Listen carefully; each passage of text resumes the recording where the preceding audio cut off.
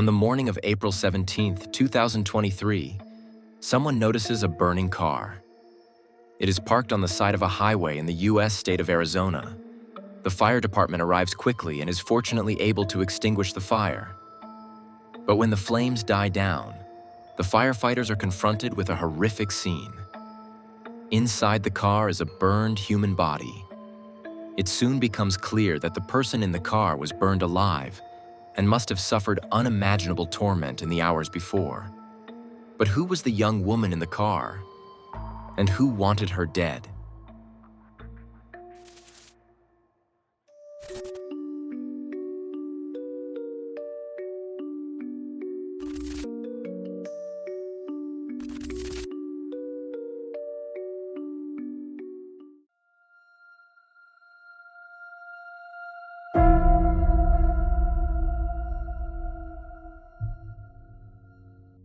Even as a child, Mercedes Vega stands out in every room she enters, in the most positive sense.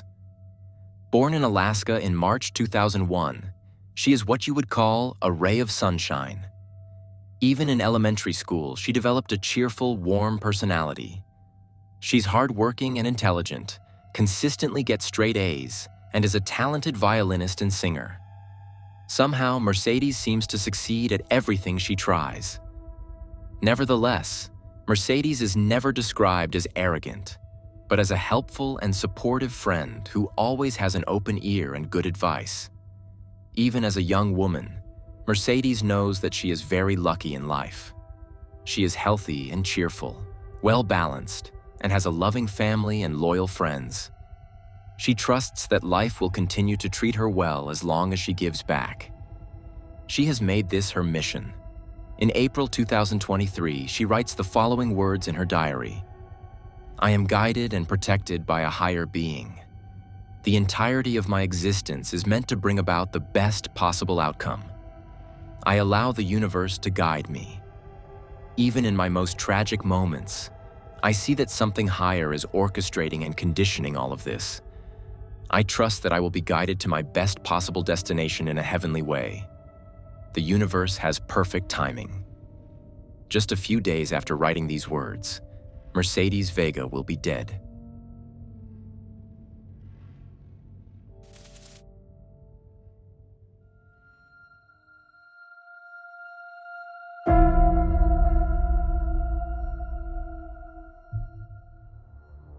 On April 17, 2023, Erica and Tom Vega are tired but happy.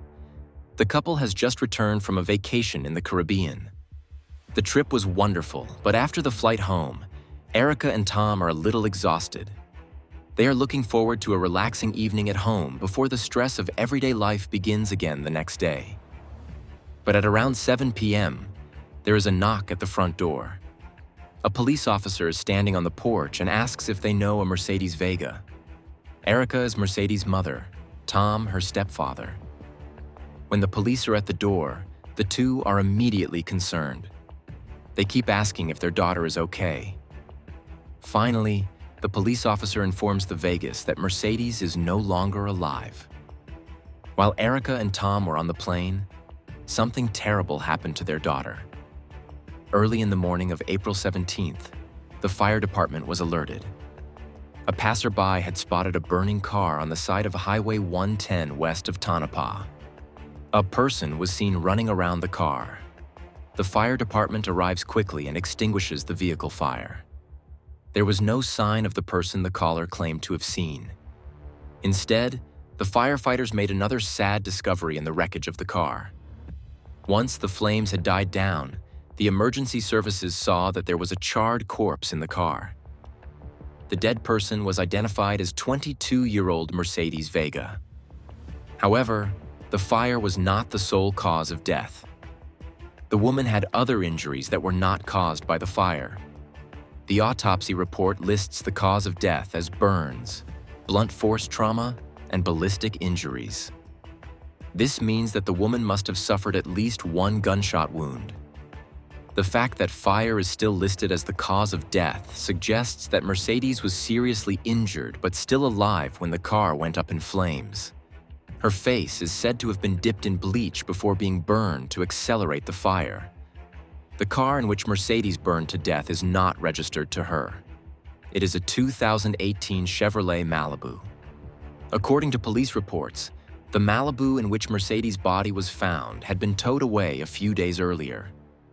A spokesperson for the car's last owner declined to comment to the media, citing privacy regulations.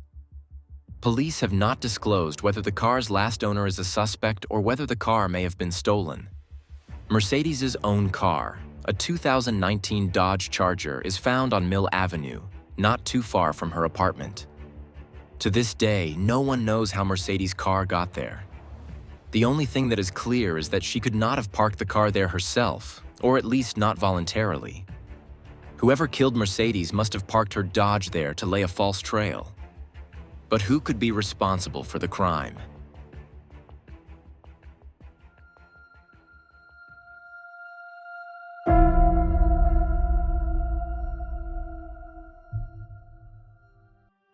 The police are able to secure surveillance camera footage showing Mercedes on April 16th, the day before she is found dead. The footage shows her leaving her apartment in Tempe at around 9:15 p.m. It is not clear where exactly she was going. A few text messages that Mercedes sent to friends that evening allow for different conclusions.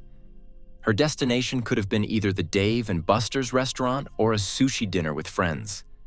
However, she is said to have canceled both options at short notice and decided to go to work instead. But she never arrives there.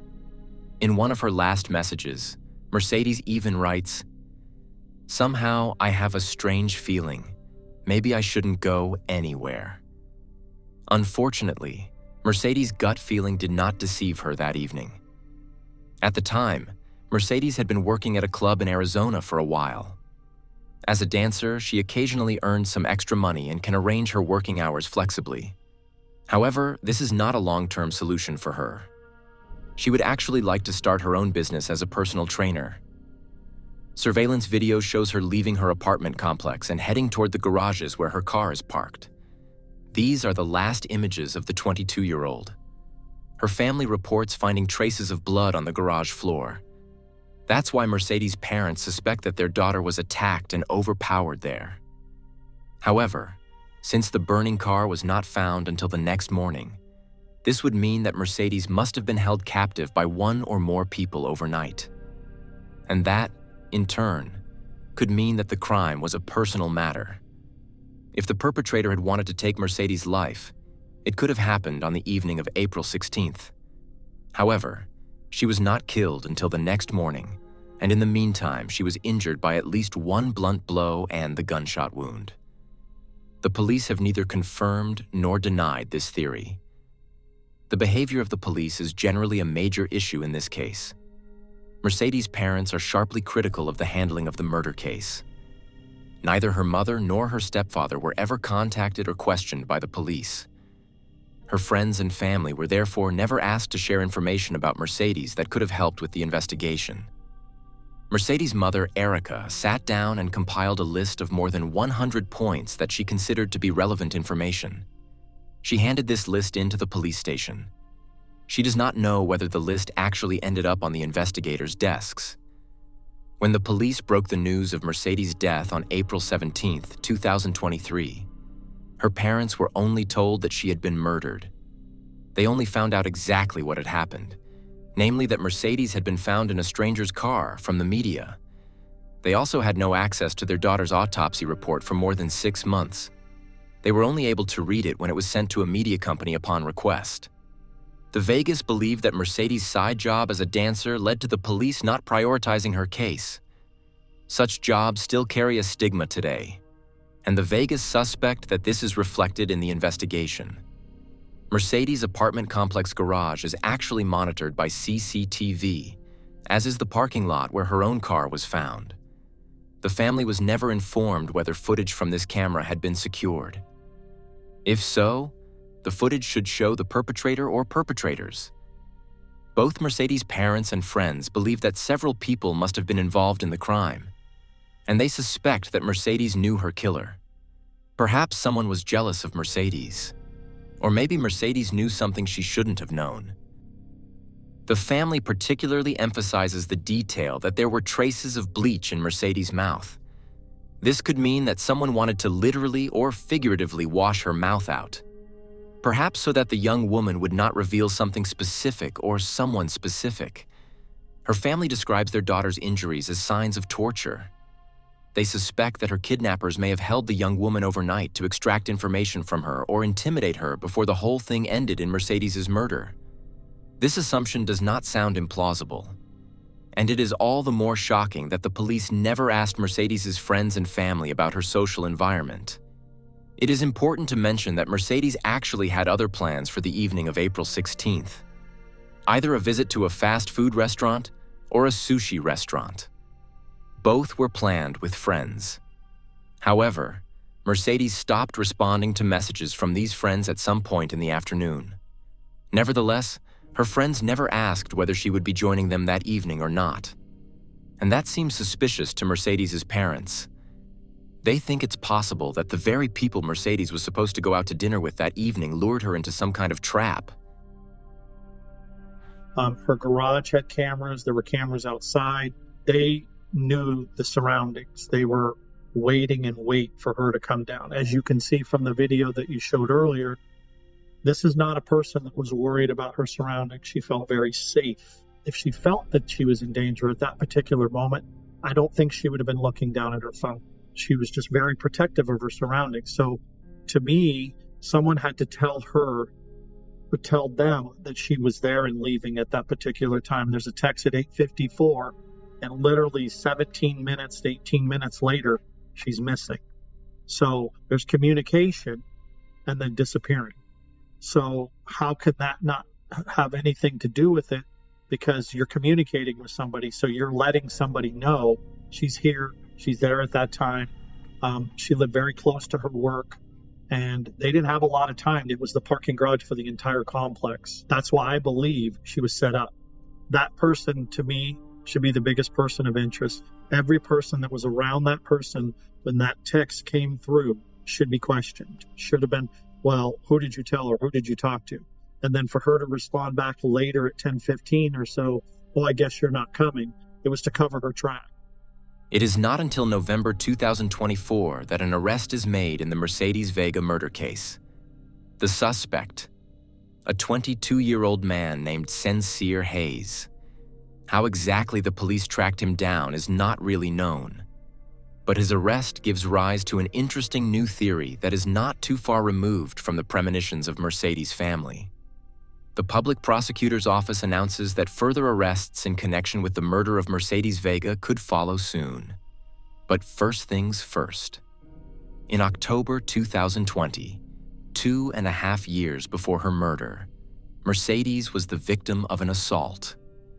She was mugged in Phoenix, the capital of Arizona, in the city where she later worked as a dancer. Mercedes was robbed and threatened with a gun. This traumatized her severely, of course. Ultimately, however, she was able to escape and report the incident to the police. During a lineup, she identified a man named Kudjo Young as the robber. However, Kudjo himself cannot be Mercedes' killer. At the time of the crime, he was being monitored by an ankle bracelet. He is involved in the activities of a drug ring and is therefore on the police's radar. This case is not just about a few small drug deals, but about the distribution of fentanyl and other drugs throughout the state of Arizona. Some of the deals are said to have extended as far as New York and Georgia. In other words, it's not just about a lot of money, but also very, very long prison sentences. And Kudjo is said to be the mastermind behind it all. Kudjo Young is accused of money laundering, conspiracy, illegal business practices, and misuse of weapons, among other things. Because Mercedes Vega identified him in a lineup as the man who assaulted her, she was supposed to testify against him in court. However, that never happened because she was murdered beforehand. Otherwise, Mercedes' testimony could have led to Kudjo Young being investigated for false imprisonment and misuse of weapons.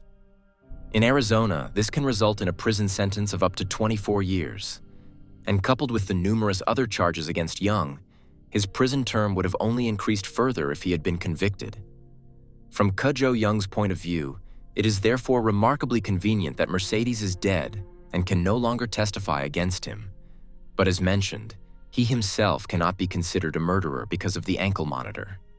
However, the fact that Mercedes wanted to testify against him fits in perfectly with her family's theory about her murder. That someone wanted to silence her by any means necessary. It is not directly known that Young and Sincere Haze knew each other, but it is striking that both come from the same city, Chattanooga in the U.S. state of Tennessee. Of course, this could just be a coincidence, but it is also possible that Haze was not the only person behind the murder of Mercedes Vega. From the outset, the family suspected that there were several perpetrators, and the pieces of the puzzle fit together surprisingly well. The trial against Haze and Young began in early 2025. The prosecution is seeking the death penalty for both of them. However, the defense has not yet commented on this as of the recording of this video. Feel free to write me in the comments what you think about the case and the punishment being sought. I sincerely hope that Mercedes Vega's family finds peace with the verdict. Other than that, there's not much else to say. I wish you all a good morning, afternoon, or evening, depending on when you're watching this video, and I hope to see you again in the next video. Until then, bye everyone.